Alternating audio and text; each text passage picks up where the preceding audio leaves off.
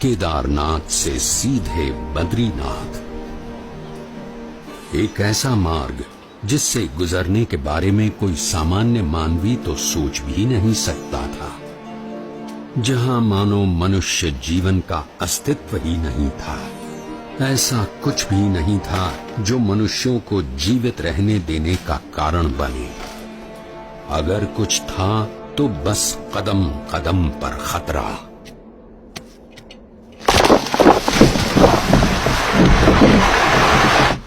शून्य के नीचे का तापमान जो पानी को पीने के लायक भी नहीं छोड़ता था।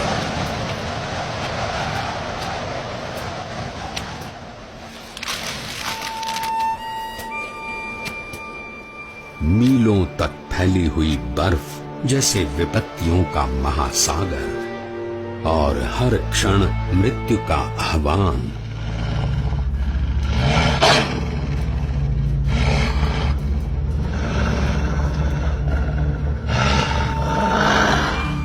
पर केवल 11 वर्ष का एक बालक कृत निश्चयी था अपने ध्येय तक पहुंचने के लिए।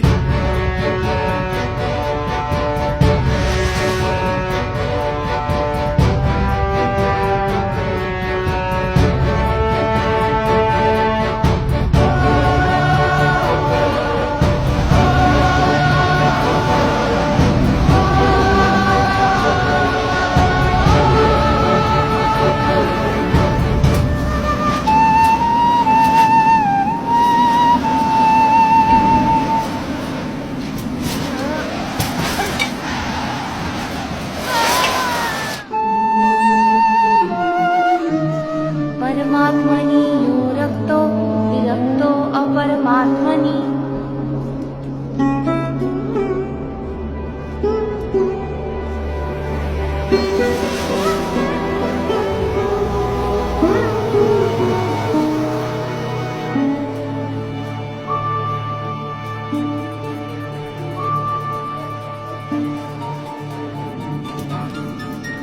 परमात्मनि यो रक्तो विरक्तो अपरमात्मनि।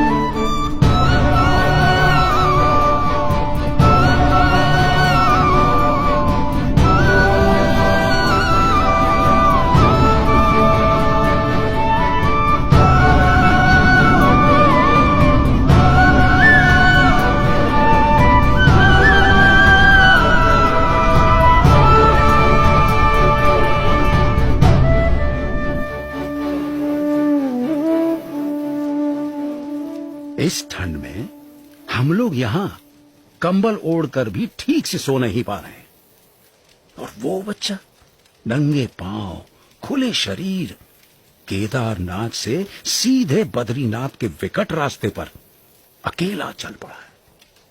क्या हुआ होगा उसका?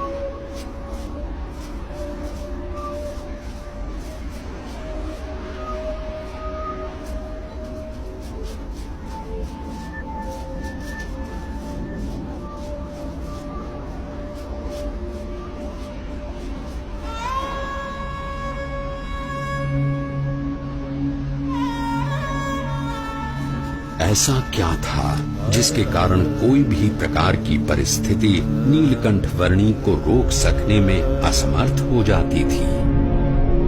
कभी हिम प्रपात तो कभी भयानक बारिश, अनजान और निर्जन रास्तों में जंगली जानवरों से आकस्मिक भेंट, अनजान रास्तों को समझकर पहाड़ियों और खाइयों के बीच में से भी रास्ता कर लेने की चुनौती, और आराम करने के लिए धरती का बिछौना और आकाश की चद्दर। नीलकंठ वर्णी की दृष्टि में ऐसा कुछ भी नहीं था जो इस मनुष्य शरीर से नहीं हो सकता था।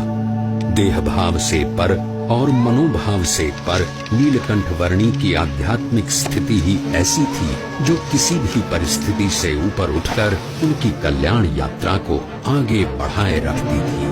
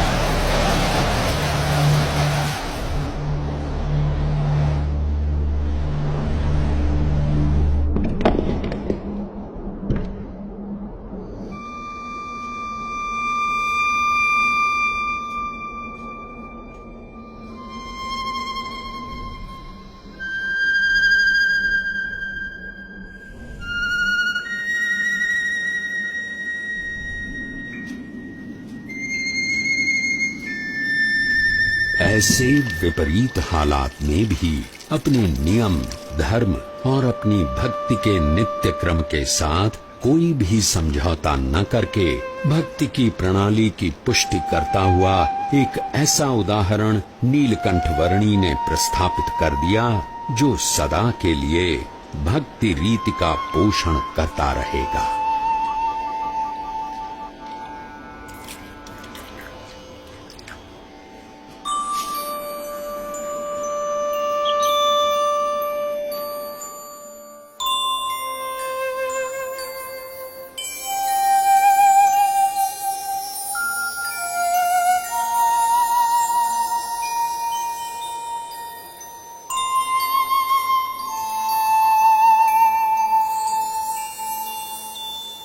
आज के समय में भी कई लोग साथ मिलकर बहुत सारी सुविधाओं के साथ जिसे पार करने के लिए हिचकिचाते हैं, वैसा केदारनाथ से सीधे बद्रीनाथ जाने का लगभग 75 किलोमीटर का मार्ग नीलकंठ वर्णी ने नंगे पांव, खुले शरीर, अकेले केवल 9 दिनों में पार कर लिया।